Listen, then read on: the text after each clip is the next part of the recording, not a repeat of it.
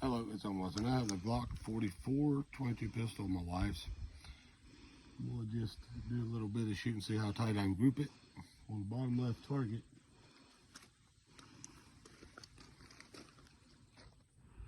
Okay.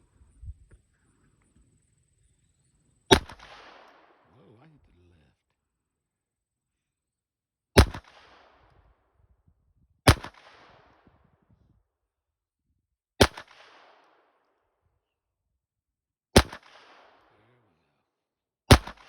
Got the sweet spot now.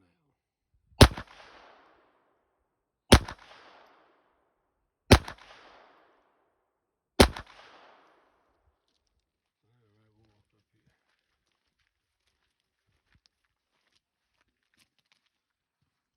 There's two there. And then I was hitting a little high and right here, so still yet. It's not too bad with it. They're good little guns, very light, probably 3 or 4 ounces, I'd say, fully loaded, maybe 5 at that. Perfect for women to shoot and play around with if you're not used to guns. Just my wife, she shoots that A gun I got right up to a 44 Magnum. So like, share, and subscribe if you would. Bye bye.